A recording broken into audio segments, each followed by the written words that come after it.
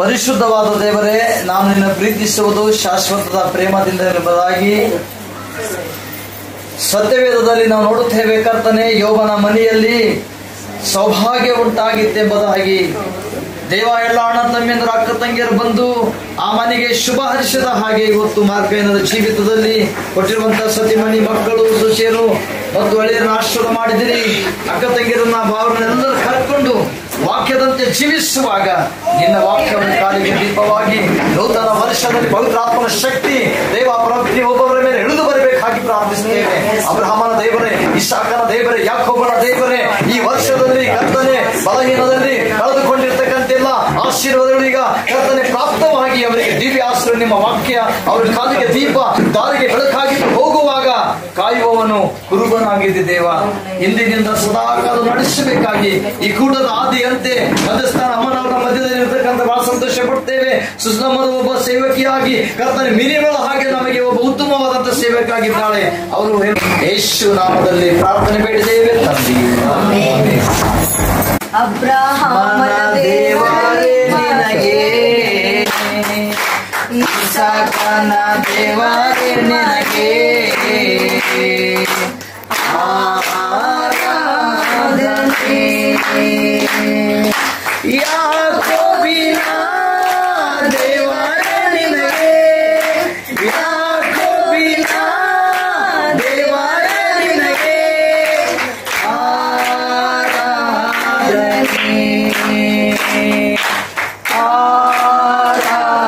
ಆರಾಧನೆ. ತಂದೆ ಮಗನಿಗೆ ಪವಿತ್ರಾತ್ಮನಿಗೆ ನಾ ಮಾಡುವೆ ಆರಾಧನೆ.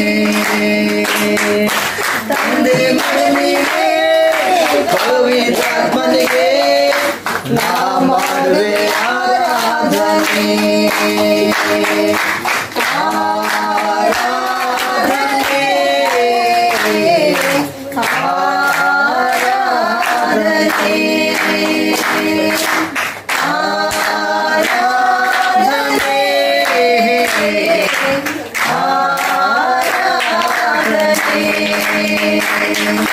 ನಾನು ಸುಖವಾಗಿ ಬಾಳಬೇಕೆಂದು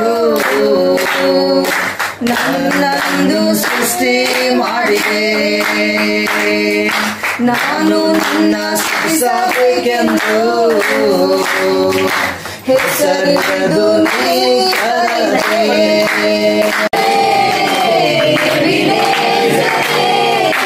ನಾನೋಡು ಮೈ ನಡೆಸಿದಿರೆ. ಸ್ತೋತ್ರಂ ಸ್ತೋತ್ರಂ ಸ್ತೋತ್ರಂ ಕರುಣಾವಕಾಶಿವೆ. ಸ್ತೋತ್ರಂ ಸ್ತೋತ್ರಂ ಸ್ತೋತ್ರಂ ಸ್ತೋತ್ರಂ ಕೌವಿರೋಧಾಶಿವೆ. ಸ್ತೋತ್ರಂ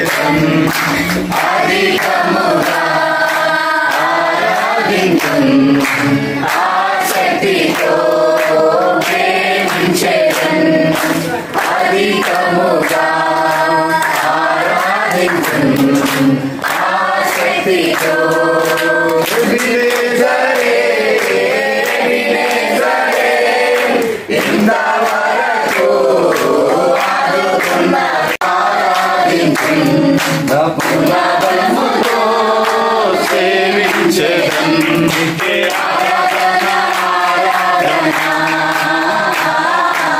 ఆరాధన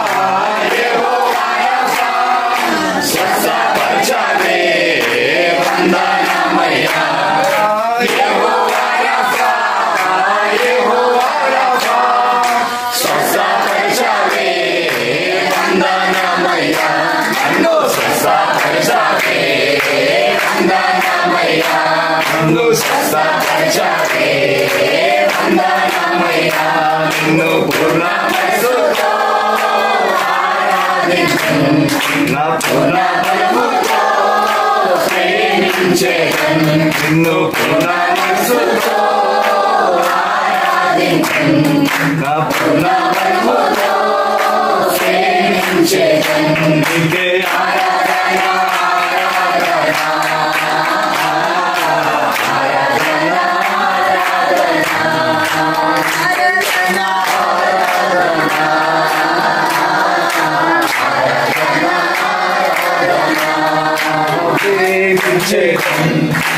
అధికముగా ఆరాధింతును, ఆసక్తితో ప్రేమించెదను, అధికముగా ఆరాధింతును, ఆసక్తితో మనసుతో ఎల్లోయి ఎల్లోయి నన్ను చూశావే వందనమయ్యా, ఎల్లోయి ఎల్లోయి నన్ను చూశావే వందనమయ్యా, నన్ను చూశావే వందనమయ్యా, నన్ను చూశావే వందనమయ్యా.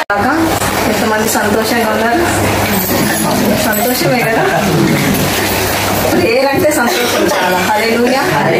అంటే ఎక్కడ దేవుణ్ణి ఆరాధిస్తామో అక్కడ దేవుడు ఉంటాడు.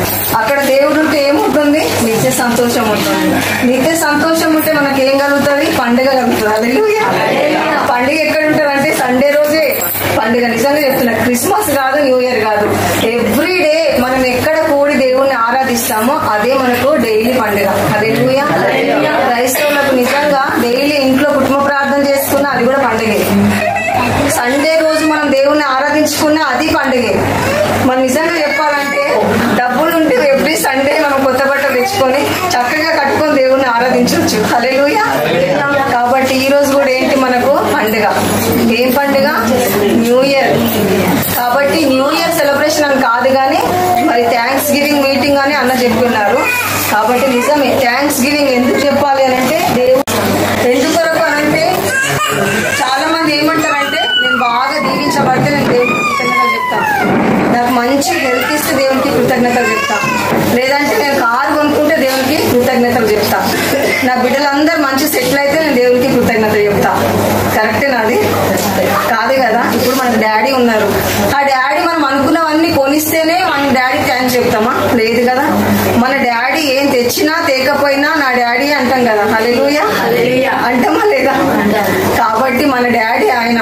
ఈ రోజు మనం ఈ విధంగా ఇక్కడ కూడి కలిసి ఉన్నామంటే దేవుని కృప కాదా?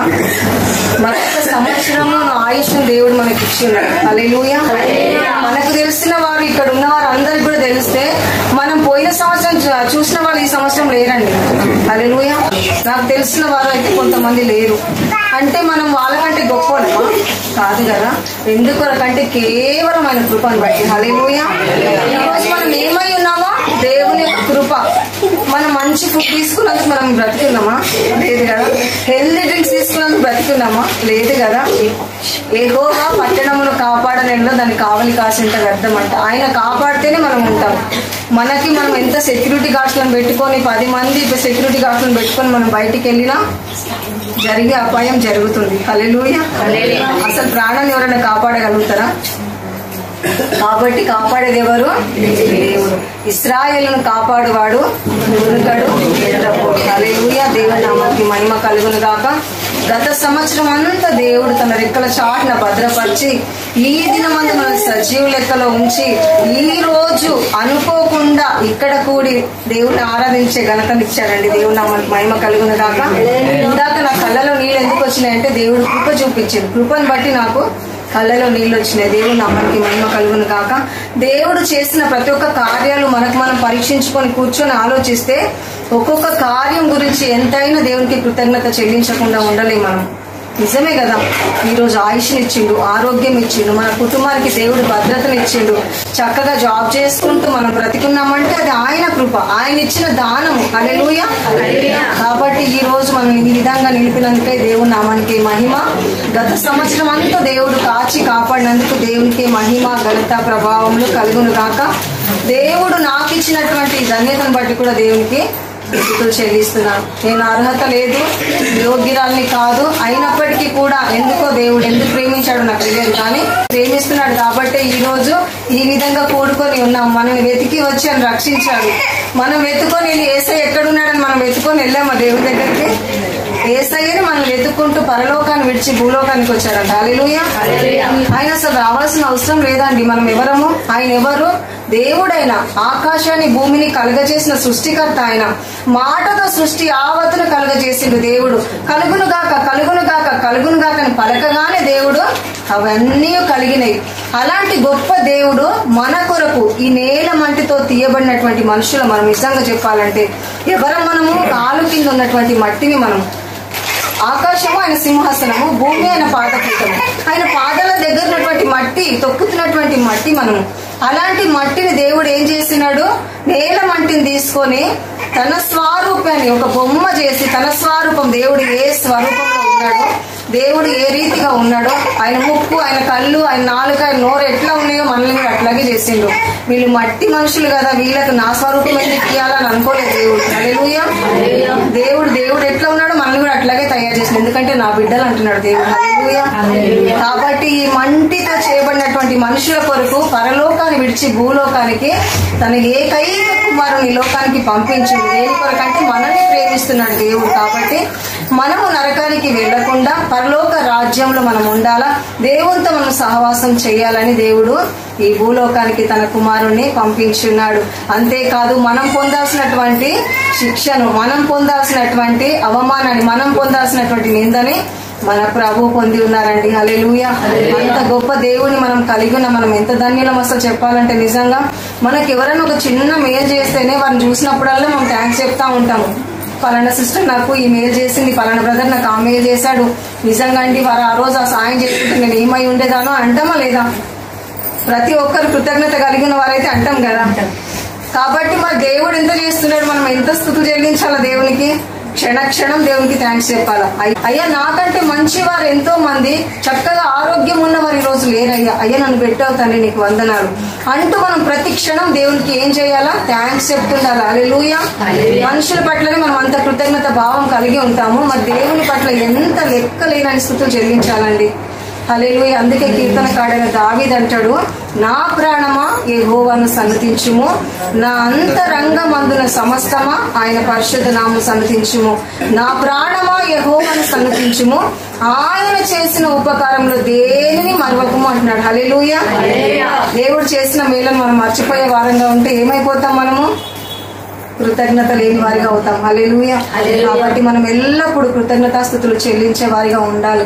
అది ఎవరు చేస్తున్నారు అనంటే దావీదు చేస్తున్నాడండి. దేవుని నామానికి మహిమ కలుగును గాక. దావీదు గురించి దేవుడే సాక్ష్యం ఇస్తున్నాడు. మనం ఎంతటి వారము? దావీదు యథార్థవంతుడు అంటున్నాడు దేవుడు. హల్లెలూయా. దావీదు నా హృదయానుసారుడు అంటున్నాడు దేవుడు. హల్లెలూయా. ఎందుకు మారాడు దేవుడు దావీదు హృదయానుసారుడిగా అంటే దావీదు దేవుని ఎంతో ప్రేమిస్తున్నాడండి. దావీదు దేవుని యొక్క ఆజ్ఞలకు లోబడ్డాడు. దావీదు దేవుడు ఏదైతే చెప్తున్నాడు అదే చేస్తున్నాడు. దావీదు చిన్ననాటి నుండి ఎవ్వరు చెప్పలేదు నువ్వు వెళ్ళి దేవుణ్ణి ఆరాధించయ్యా, నువ్వు వెళ్ళి దేవుని గణపరచయ్యా, నువ్వు వెళ్ళి దేవుని కొరకు పాటలు రాయమని ఎవ్వరు చెప్పలేదు దావీదుకు. దావీదుకు తనంతటి తానే దేవుని ప్రేమించడం మొదలు పెట్టాడు. హల్లెలూయా. అది ఎక్కడ ప్రభావం వచ్చిందంటే వారి యొక్క తల్లి దావీదుకి నూరిపోసింది. హల్లెలూయా. తల్లి చిన్ననాటి నుండి దేవుని గురించి భయభక్తులు నేర్పించింది కాబట్టి దావీదు దేవుణ్ణి బహుగా ప్రేమిస్తున్నాడంట. దేవుని నామానికి మహిమ కలుగును గాక. ఒక గొర్రెను కాపరిగా ఉన్నాడు. దావీదుకు చదువు లేదు, జ్ఞానం లేదు, చిన్న బాలుడుగా ఉన్నాడు, మురికి బట్టలతో ఉన్నాడు. అలాంటి దావీదు మరి అడవిలో వెళ్ళి గొర్రెలు కాస్తున్నప్పుడు ఆయన చక్కగా ఆ గొర్రెలన్నీ అక్కడ మేస్తున్నప్పుడు ఆయన ఏం చేస్తున్నాడు తెలుసా? గిటార్ తీసుకొని వాయిస్తూ దేవుణ్ణి ఆరాధిస్తున్నాడు. హల్లెలూయా. ఎవరు చెప్పలేదండి నువ్వు ఆరాధించయ్యా, నువ్వు దీవించబడతావని ఎవ్వరు చెప్పలేదు, కానీ ఆ తల్లి చెప్పింది చిన్ననాటి నుండి. అందుకే తండ్రులైన ప్రతి ఒక్కరం కూడా మన పిల్లలకి ఏం చెప్పాలా? దేవుడు ఏమై ఉన్నాడో మనం నేర్పించాలి. హల్లెలూయా. మన బాబాయ్ గురించి, పిన్నిల గురించి, వాళ్ళ గురించి, వీళ్ళ గురించి కాదు, కానీ దేవుని యొక్క గొప్పతనం వారికి నేర్పినాం అనుకో, వారికి అందరిని ప్రేమించే మనసు వచ్చేస్తుంది. హల్లెలూయా. దేవుడు ఏమై ఉన్నాడు, దేవుడు ఎందుకు వచ్చాడు, ఈ రోజు మనమేమై ఉన్నాము, మన జీవితంలో దేవుడు ఏ కార్యం చేశాడు, నాన్న దేవుడు ఇంత గొప్ప దేవుడు, నాన్న నీ కొరకు నా కొరకు ప్రాణం పెట్టిండయ్యా, ఇదిగో మనకు నేల మంటి నుంచి తీసి దేవుడు తన మహిమను మనకి ఇచ్చిండు, మనల్ని ఎంతో ప్రేమిస్తున్నాడు, నా బిడ్డ అంటున్నాడు, నా సొత్తు అంటున్నాడు దేవుడు, తన రక్తంతో మనల్ని కడిగిండు, నానా నువ్వు ఇలా ఉండాలా, నువ్వు ఇలా ప్రార్థన చేయాలా, దేవా బిడ్డ నువ్వు ప్రతిరోజు నువ్వు వాక్యం చదవాలని మన పిల్లలకి చిన్ననాటి నుండే ఉగ్గు పాలతో వారిని ఏం చేయాలంట, మనము వాక్యం నేర్పియాలంట. హల్లెలూయా. మనం ప్రతిరోజు కంఠస్థ వాక్యం బిడ్డలకు నేర్పించాలా, ప్రార్థన చేయడం నేర్పించాలా, అంతేకాదు పాటలు పాడడం నేర్పించాలా, దేవుణ్ణి స్తుతించడం ఆరాధించడం వారికి నేర్పించాలా. ప్రతిరోజు మనం దేవుని గురించి చిన్న మాట చెప్పిన చాలు, ఒక స్టోరీ లాగా వారు చెప్తే ఆ స్టోరీ వారి మైండ్ లో ఫీడ్ అయిపోతుంది. హల్లెలూయా. నేను చిన్నప్పుడు రాక్ చర్చికి వెళ్ళేదాన్ని. ఆ రాక్ చర్చ్ లో సండే స్కూల్కి వెళ్ళినప్పుడు ఆ టీచర్ చెప్పిన ప్రతి ఒక్క పాఠం నాకు మైండ్ లో ఉండేది. టీచర్ ఎవరి గురించి స్టోరీ చెప్తుందో ఆ స్టోరీ నేను రాసుకునేదాన్ని కాదు, ఎందుకో తెలియదు కానీ మైండ్ లో ఫీడ్ అయిపోయేది. టీచర్స్ అక్కడ సండే స్కూల్ టీచరు పలానా వాళ్ళు బుక్ తీసుకోవద్దు, పలానా వాళ్ళు పెన్సిల్ తీసుకోవద్దు, పలానా వాళ్ళది ఏమీ ఆశించొద్దు, అట్లా చేస్తే మీరు పరలోక రాజ్యం వెళ్ళరు, నరకానికి వెళ్తారని ఆ టీచర్ చెప్పింది మైండ్ లో ఉండిపోయేది. వాళ్ళు పక్క వాళ్ళు ఏదైనా పెన్సిల్ కింద జారిపోయి పడిపోయినా తీసుకొని బ్యాగ్ లో పెట్టుకున్న దాన్ని తక్కువ టీచర్ చెప్పింది గుర్తొచ్చేది, తీసుకెళ్లి టీచర్కి ఇచ్చేదాన్ని. టీచర్ పెన్సిల్ పడిపోయింది, టీచర్ ఎవరిదో తెలియదు, కింద పడిందంటే ఆ టీచర్ తన దగ్గర పెట్టుకొని నెక్స్ట్ డే ఆ క్లాస్ లోకి వచ్చిన పిల్లల్ని అడిగేవాళ్ళు పెన్సిల్ ఎవరిది అంటే వాళ్ళు తీసుకునేవాళ్ళు. ఆ విధంగా చిన్ననాటి నుండి ఎందుకు ఆ మనసు వచ్చిందంటే చిన్ననాటి నుండి దేవుని యొక్క వాక్యం అనే బీజం మన మైండ్ లో పడింది కాబట్టి. హల్లెలూయా. కాబట్టి చూడండి, చిన్నప్పటి నుంచి పిల్లల్ని అంటే చాలా చెడ్డ మాటలు మనము వారి గురించి వీరి గురించి చెడ్డ తలంపులు అన్ని చెప్తా ఉన్నాం అనుకో, వారు ఎట్లా పెరుగుతారు సార్, టెర్రరిస్ట్ లా పెరుగుతారు. హల్లెలూయా. వారి ఇతరులను ప్రేమించే మనసు వారిలో ఉండదు, ఇతరులకి దయ చూపించే మనసు వారిలో ఉండదు. కాబట్టి వారిని చిన్నప్పటి నుంచే తల్లి ఆ ప్రభావంలో పెంచకూడదు. కాబట్టి ఎట్లా పెంచాలంటే తల్లి చిన్ననాటి నుండి ప్రేమ, దయ, జాలి, కనికరం, దేవుడు ఏమైనాడు చెప్తే చాలు, మనం చెయ్యని చెప్పాల్సిన అవసరమే లేదు కదా. దేవుడు ఏమై ఉన్నాడు, దేవుడు కనికర సంపన్నుడు, ప్రేమగల దేవుడు, జాలిగల దేవుడు, దయగల తండ్రి ఆయన. ఈ విధంగా మన కొరకు దేవుడు జాలి చూపించింది కాబట్టి ఈరోజు మనం బ్రతికున్నాం నాన్న అని మనము పిల్లలకు చెప్తే వాళ్ళు ఎట్లా పెరుగుతారంటే పెద్దగా అయ్యాక వారికి తెలియకుండా ఆటోమేటిక్లీ ఏమొస్తుంది తెలుసా, వారు దేవుని స్వరూపంలోకి మార్చబడతారు. హల్లెలూయా. ఏమైపోతారు తెలుసా, తెలియకుండానే ఇతరులను ప్రేమించడం మొదలు పెడతారు, తెలియకుండానే ఇతరులకు సహాయం చేయడం మొదలు పెడతారు, తెలియకుండానే బంధువులందరినీ కలుపుకొని పోతారు, తెలియకుండానే శత్రువులను కూడా ప్రేమించే మనసు వారిలో వస్తుంది. ఎవరిలో ఉంది ఆ మనసు? ఎవరిలో ఉంది ఆ మనసు? జీవం గల దేవుల్లో ఉంది. హల్లెలూయా. మనం ఎవరమండి? ఆయన బిడ్డలమే కదా, ఆయన రక్తంతో కడగబడిన వారం, ఆయన సొత్తు, ఆయన ప్రజలు అంటాం. నీవు నా సొత్తు అంటున్నాడు దేవుడు, నీ యొక్క పేరు నా అరచేతిలో చెప్పుకున్నాడు అంటున్నాడు దేవుడు. కాబట్టి మనం ఎవరము? ఆయన సొత్తు అయిన బిడ్డలం. కాబట్టి ఎట్లా ఉండాలి మనము? దేవుని యొక్క స్వరూపంలోకి మనం మార్చబడిన వారిగా ఉండాలి. కాబట్టి దావీదు ఎట్లా ఉన్నాడంట, దేవుని ప్రేమించే వ్యక్తిగా ఉన్నాడు. కాబట్టి ఆ దావీదు దేవుడు కోరుకుంటున్నాడు అండి. దేవుని నామానికి మహిమ కలుగును గాక. గొర్రెలు కాసుకుంటున్నటువంటి దావీదు, మురికి గుడ్డలతో ఉన్నటువంటి దావీదు, చెమటతో ఉన్నటువంటి దావీదు, ఆయన దగ్గరికి అయితే చెమట వాసన, పశువుల వాసన, ఆయన దగ్గర ఎవరు కూర్చోలేరు, తలంతా మట్టిలో ఆ పొలంలో పనిచేసిన వాళ్ళు ఎట్లుంటారో వాళ్ళ బట్టలు నీట్గా ఉంటాయి, ఇస్త్రీ చేసిన బట్టలు వేసుకుని వెళ్తారు, వాళ్ళు మురికి బట్టలతో ఉంటారు. అంతేకాదు పొద్దు నుంచి సాయంత్రం వరకు ఆ గొర్రెలతో మేపుకుంటూ వాళ్ళ వాటి మధ్యలో ఉన్నప్పుడు ఏమైపోతున్నాయినా గొర్రెల వాసనే వాళ్ళకి వచ్చేస్తుంది కదా. కాబట్టి సమూయేలు ప్రవక్త అంటాడు దేవుడు, నువ్వు యెషయా ఇంటికి వెళ్ళి అక్కడ ఒక వ్యక్తి ఉన్నాడు, నువ్వు అభిషేకించాలని నీ యొక్క మరి కొమ్ములో తైలం పోసుకొని తీసుకెళ్ళన్నప్పుడు యెషయా ఇంటికి సమూయేలు ప్రవక్త వస్తాడండి. హల్లెలూయా. సమూయేలు కూడా ప్రవక్తని ఎవరు ఆయన తెలియదు, ఎందుకంటే ఆయన కూడా ఒక మనిషి.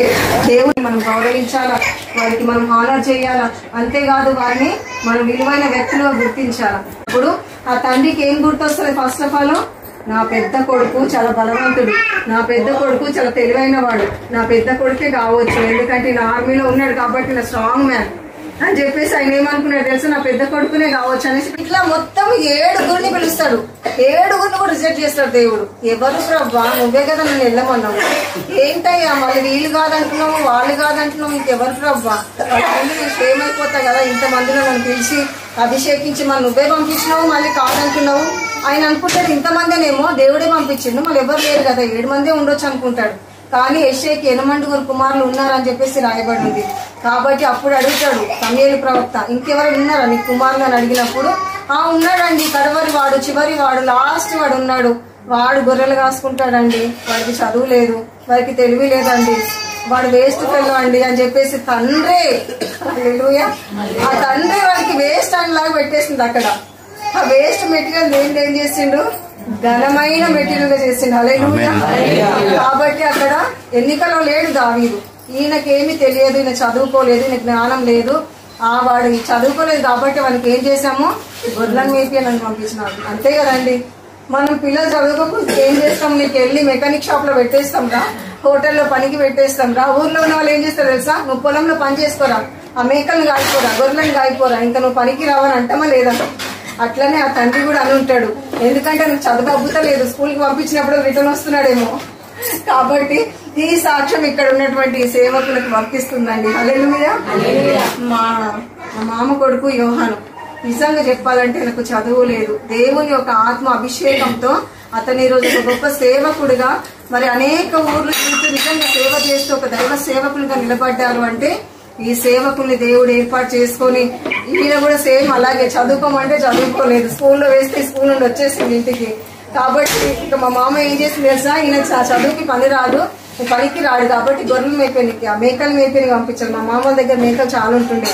ఆ మేకలు మేపేనికి పంపించినప్పుడు వాటిని తీసుకొని ఇలా మంచిగా అక్కడ కూర్చొని భజన చేస్తుండే, దేవుని పాటలు పాడుకుంటూ హల్లెలూయా స్తుతి మహిమ అంటూ హల్లెలూయా అట్లా పాటలు పాడుకుంటూ దేవుణ్ణి ఆరాధించేవాడంట. అంతేకాదు ఎక్కడైనా భజన సౌండ్ వినిపించిందా, యేసయ్య పాటలు వినిపించిందా, ఇంకా అక్కడ మేకలు లేవు, గొర్రెలు లేవు, అన్ని అక్కడ వాటికి చెప్తుందంట, నేను వచ్చేంత వరకు మీరు ఇక్కడ నుంచి కదిలిండ్రా తప్పదారు అని చెప్తుండే వాటికి, ఇక్కడనే కూర్చోండి, మీరు ఎక్కడికి వెళ్ళొద్దని చెప్పింది వాటికి చెప్పి మరి ప్రార్థనకి వెళ్ళిపోతున్నాడంట. నిజంగా ఈయన వచ్చేంత వరకు ఆ రాత్రి కూడా అక్కడే కూర్చొని ఉంటుందంట. ఇది ఎంత కృప అనుకోవాలా, ఇది నిజంగా అండి. నేను ఏదో గొప్పతనం చెప్తలేదు, మా మామ కొడుతాను, ఇది రియల్ గా జరిగింది. వాటిని కదలొద్దు అని అక్కడ కూర్చోమన్నప్పుడు అవి కదలకుండా అక్కడనే ఉంటుండేనంట. ఈయన భయంతో మళ్ళీ భజన అంతా అయిపోయినాక 3 గంటలకి, భజన అంటే ఎట్లుంటుంది మన ఊర్లో, పాటలు పాడమంటే దొరికిందే ఛాన్స్ అనేసి ఇంకా మొత్తం నైట్ అంతా భజన చేస్తూ ఉంటారు. అంటే ఆరాధన అంతా అదే కదా, వాళ్ళకి వాక్యం తక్కువ ఉంటుంది, భజన ఎక్కువ ఉంటుంది. కాబట్టి ఆ భజనలు తెల్లందాకంటే 3 అయ్యేదంట, 3-4. ఇంకా పొద్దున వచ్చేసరికి ఆ మేకలు అక్కడనే ఉండేవంట. అసలు విచిత్రం, అక్కడ కుక్క కూడా ఇంత పాటు వెళ్ళేది. ఆ కుక్క కూడా చెప్పేదంటే ఏవైనా వస్తే నువ్వు చూసుకోమన్నప్పుడు ఆ కుక్క వాటిని చూసుకుంటే అట్లా కూర్చునేదంట. ఆ విధంగా ప్రతిసారి ఇట్లా చేస్తున్నాడు అనేసి వాళ్ళు ఏం చేసి, నువ్వు చిన్నప్పుడే పెళ్లి చేసి పడింది బాబు, నువ్వు దేవుడు అంటే ఎంత ప్రేమిస్తున్నావు, అయితే సేవ చేస్తావా అంటే చేస్తా అయ్యా. మరి చదివే లేదు ఆయనకు, సేవ ఎట్లా చేస్తావు, బైబిల్ ఎట్లా చదువుతావు, ఎట్లా వాక్యం చెప్తావు అంటే నేను చేస్తాను, నాకు దేవుడు సహాయం చేస్తాడని చెప్పి అనేవారంట. ఆ విధంగా ఒక సేవకులు ఏం చేసిండ్రు, ఈయనని బెంగళూరు సైడ్ మంగళూరు అనే ఊరికి నన్ను పంపించి అక్కడ బైబిల్ ట్రైనింగ్ ఇప్పించిండ్రు. వాళ్ళందరూ చక్కగా నోట్స్ రాసుకుంటుంటే ఈయన వింటూ కూర్చునేవాడంట, ఏదో పెద్ద స్టోరీ చెప్తున్నట్టుగా. విని తర్వాత వాళ్ళు అడిగేవారంట, క్వశ్చన్ అడిగినప్పుడు తక్కువ చెప్పేసేవాడంట. నువ్వు దేవుని సేవ కొరకు నువ్వు పనిచేయాలి, ఎందుకంటే నీలో దేవుని ఆత్మ పనిచేస్తుందని. ఏం చేసిందంటే నాకు, నేను చదువు నేర్పిస్తా నీకు, నువ్వు ఖాళీ బైబిల్ చదవడానికి రాయడానికి నేను నేర్పిస్తా, నువ్వు నేర్చుకునేసి ఆయన సేవకులు ఈయనకి వాక్యం నేర్పించి చక్కగా ఇప్పుడు మంచిగా రాస్తాడు, చక్కగా కన్నడ పాటలు రాస్తాడు, కన్నడ వాక్యం చెప్తాడు, సూపర్ వాక్యం చెప్తాడు, దేవుడు నామానికి మహిమ కలుగు. సూపర్ అంటే ఆ దేవుడు సూపర్ కాబట్టి దేవుడు నామానికి మహిమ కలుగును గాక. ఏ మార్గంలో నడవాలో ఆ మార్గం నడిపిస్తుంది. నేను వెళ్ళను ప్రభు సేవకు, నేను వెళ్ళను ప్రభు, పిలుపున్నప్పుడు వెళ్ళనంటే దేవుడు ఏం చేస్తాడు తెలుసా, యోనా లాగా మింగుపిచ్చి మళ్ళా కక్కుపిచ్చి మళ్ళీ అక్కడికే పంపిస్తాడు. హల్లెలూయా. కాబట్టి ఆ విధంగా దేవుడు నిలబెట్టి ఈ రోజు వాడుకుంటున్నారు ఆ సేవకులు. వారి ముందు నేను చాలా తక్కువ అండి, చాలా చిన్నదాన్ని, వయసులో తనకంటే పెద్దామని, కానీ ఆత్మీయతలో చాలా చిన్నదాన్ని. హల్లెలూయా. దావీదును దేవుడు ఎందుకు ఎన్నుకున్నారంటే దావీదు గురించి చెప్పడం. దావీదును దేవుడు హృదయానుసారుడు అంటే దావీదును దేవుడు బహుగా ప్రేమించిందంట. కాబట్టి ఒక్కసారి వాక్యం చూద్దాం. కీర్తనల గ్రంథము 89వ అధ్యాయము 20వ వచనము. ఎవరైనా చదివి సాయం చేయండి ప్లీజ్. నా సేవకుడైన దావీదును నేను కనుగొని ఉన్నాను, నా పరిశుద్ధ తైలముతో అతన్ని అభిషేకించి ఉన్నాను. నా చెయ్యి ఎడతెగక అతనికి తోడైయుండును, నా బాహుబలము అతని బలపరచును. ఏ శత్రువును అతని మీద జయమునందడు, దోషకారులు అతని బాధపరచరు. అతని ఎదుట నిలవకుండా అతని విరోధులను నేను పడగొట్టేదను. అతని మీద పగబట్టు వారిని మొత్తెదను. సత్యయు నా కృపయు అతనికి తోడయుండును. నా నామమును బట్టి అతని కొమ్ము హెచ్చింపబడును. హల్లెలూయా. నా కుమారుడు నన్ను ప్రేమిస్తున్నాడు, నా కుమారుడు నేను చెప్పిన మార్గంలో నడుస్తున్నాడు కాబట్టి నేను అతనికి తోడై ఉంటాను అంటున్నాడు దేవుడు. హల్లెలూయా. కాబట్టి నిజంగా యథార్థంగా మనం జీవిస్తున్నప్పుడు యథార్థవంతులకు దేవుడు ఏ మేలు చేయక మానను అంటున్నాడండి. హల్లెలూయా. కాబట్టి యథార్థవంతుల యొక్క గుడారం ఏమవుతుందంట? వర్ధిల్లుతుందంట. యథార్థంగా ఎవరైతే దేవుని యందు భయభక్తులు కలిగి ఉంటారో వారు చేస్తున్న ఏ చిన్న పనైనా దేవుడు ఏం చేస్తాడు తెలుసా? బహుగా దీవిస్తాడంట. హల్లెలూయా. యెహోవా యందు భయభక్తులు కలిగి ఉన్న వారికి ఏ మేలు కొదవై ఉండదంట. కాబట్టి వారి పిల్లల్ని దేవుడు ఏం చేస్తాడు? తరతరాలు వారి పిల్లల పిల్లల పిల్లల తరాలను కూడా దేవుడు ఏం చేస్తాడు తెలుసా? దీవిస్తాడంట. దేవుని నామానికి మహిమ కలుగును గాక. దావీదు యొక్క సంతతిని దేవుడు దీవిస్తున్నాడు. దావీదుకు దేవుడు ఏమై ఉన్నానంటున్నాడు? తోడై ఉన్నానంటున్నాడు. ఇక్కడ నా సేవకుడైన దావీదు నేను కనుగొని ఉన్నాను, నా పరిశుద్ధ తైలముతో అతన్ని అభిషేకించున్నాను. దేవుడే అభిషేకించాడంట. హల్లెలూయా. దేవుడు అభిషేకించిన వ్యక్తి ఎక్కడ అడుగు పెడితే అక్కడ ఏం కలుగుతుందంట? దీవెన కలుగుతుందంట. ఎందుకు వరకు? ఆ వ్యక్తిలో ఉన్నటువంటి గొప్పతనమా? కాదు, అతనిలో ఉన్నటువంటి అభిషేకము. వారు ఎక్కడికి వెళ్ళినా నిజంగా చెప్తున్నానండి, ఏదైనా ఒక లైన్ లో ఉండని అభిషేకించిన సేవకులు ఆ లైన్ అంతా దీవించబడుతుంది. ఏదైనా ఒక ఊర్లో ఉండని ఆ అభిషేక్తులు ఆ యొక్క ఊరంతా దీవించబడుతుంది. ఎక్కడైనా ఏదైనా ఒక దేశానికి వెళ్ళని ఆ దేశం కూడా ఏమవుతుంది తెలుసా? సుభిక్షంగా దేవుడు మారుస్తాడంట. హల్లెలూయా. కాబట్టి అభిషేకం ఏం చేస్తుంటే దీవెను తీసుకొస్తా ఉంటది, అభిషేకం జ్ఞానం తీసుకొస్తా ఉంటది, అభిషేకం భయభక్తులకి నడిపిస్తా ఉంటది. కాబట్టి అభిషేకం మనం పొందినప్పుడు ఏం చేస్తాం తెలుసా? చాలా డిఫరెంట్ గా ఉంటారండి బయట వాళ్ళకి, లేకంటే అంటే నామకార్థంగా జీవిస్తున్న వారికి అభిషేకం ఉన్న వారికి చాలా డిఫరెంట్ ఉంటుంది తెలుసా? వారి వే ఆఫ్ టాకింగ్ డిఫరెంట్ ఉంటది, వారి ప్రవర్తన, వారి యొక్క మాట తీరు, వారి యొక్క నడవడిక అన్ని డిఫరెంట్, టోటల్గా డిఫరెంట్ ఉంటారు. వారు అనేకులు అన్నిల చేత పొగడబడతా ఉంటారు. దేని కొరకు అంటే వారిలో ఉన్న అభిషేకం. హల్లెలూయా. అభిషేకం ఏం చేస్తా ఉంటంటే వారిని గొప్పగా దీవిస్తా ఉంటది. రాజుగా మారిన తర్వాత చాలా బిజీ లైఫ్ లో ఉన్నప్పుడు కూడా ఏం చేస్తున్నాడంట? దేవుని గణపరుస్తున్నాడంట. ప్రార్థన చేయడం మానలేదంట, దేవుని స్తుతించడం మానలేదంట. కాబట్టి ఆయన పరిపాలించినప్పుడు దేశం అంతా సుభిక్షంగా ఉందంట, ఏ కొరత కూడా లేకుండా ఉందంట. కాబట్టి ఆ విధంగా ఎవరైతే జీవిస్తారో, దావీదులాగా ఎవరైతే ప్రార్థన జీవితం కలిగి ఉంటారో, యథార్థంగా జీవిస్తారో, యథార్థవంతుడైనటువంటి యోగు కుటుంబాన్ని కూడా చూస్తాం. అట్లానే మరి మన కష్టాలు రావంటే కష్టాలు వస్తాయి, బాధలు వస్తాయి, దుఃఖాలు వస్తాయి. కానీ ఆ దుఃఖంలో కూడా దేవునికి యథార్థత ఎప్పుడు తెలుస్తుంది? కష్టంలోనే తెలుస్తుంది కదా. మనకు అన్ని బాగున్నప్పుడు అందరూ దేవుని స్తుతిస్తారు, కష్టం వచ్చినప్పుడే నా బిడ్డ నన్ను స్తుతిస్తుంది. అది మనకు ఎగ్జామ్ అండి. హల్లెలూయా. ఆ ఎగ్జామ్ లో పాస్ అవ్వాలి అని అంటే మనం అక్కడే తెలిసేది.